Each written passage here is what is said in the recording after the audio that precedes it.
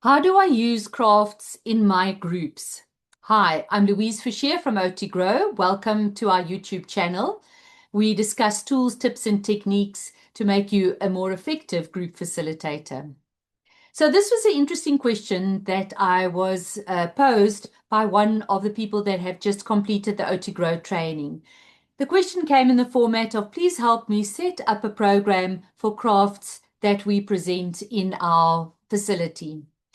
So there's so many elements to this question that I thought this is a great question to facilitate a series on using crafts in groups. And so we are going to be presenting a 6-part series on how to use crafts in groups and the thinking behind it, unpacking in more depth exactly what it is that we are trying to achieve. So the first thing I want to start by mentioning in this introductory episode of our series, the first thing I want to mention is that there has to be an intervention. Now, what does that mean? It means that as therapists, occupational therapists, art therapists, there has to be an intervention. If a crafts teacher could be presenting the crafts, or my mother could be telling me to make this craft and be standing next to me doing it together with me, or my child who comes home and has to do a project at school and I do it together, and that is the same thing that would be happening in my therapy room, then there's no therapeutic intervention happening. And seriously, I cannot actually be charging for it. It's an ethical issue. I cannot be charging for a therapeutic intervention when no therapeutic intervention has occurred. So just offering a crafts, giving the instruction and talking my client through that is probably not an therapeutic intervention. Where is the therapy happening?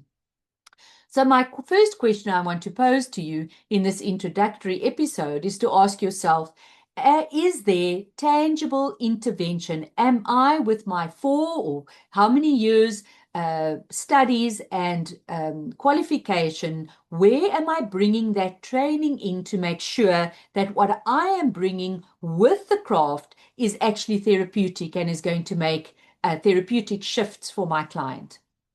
The second thing I want to ask is, if you are doing it in a group, where is the group intervention happening?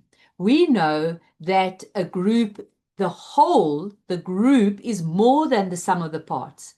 In other words, if I am doing a group with a craft and one person is in the corner doing one craft, another one is in another corner doing another craft, and there is no connection, there's no feel of the collective, then there's actually not a group intervention happening.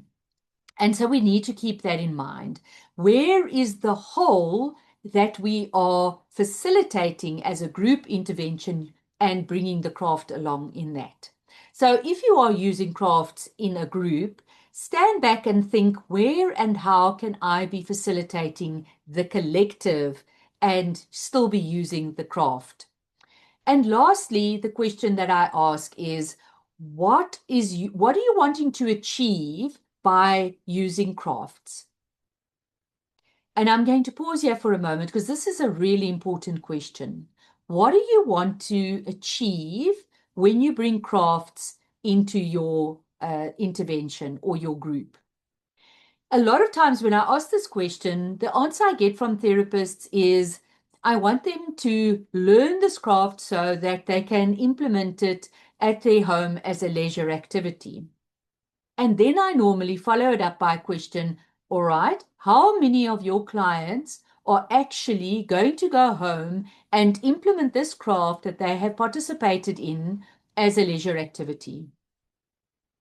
And that's a question I pose to you today. And so if you're saying to me, well, maybe only 3 out of the 30, 50, 120 people that move through my therapy room in a month, then that really is not effective therapy happening. If only 2 or 3 are actually going to achieve the goal that we have set out with this craft, we are going about it the wrong way.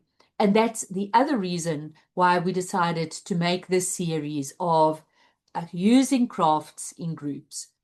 So I want you to think in this coming week as we wait for the next episode, where we will take different goals and really have a look and unpack the different goals that we can use and how we can facilitate crafts to make sure there's intervention, there's a group intervention, and that our goals are met, that our clients will meet their goals by the time the session is finished.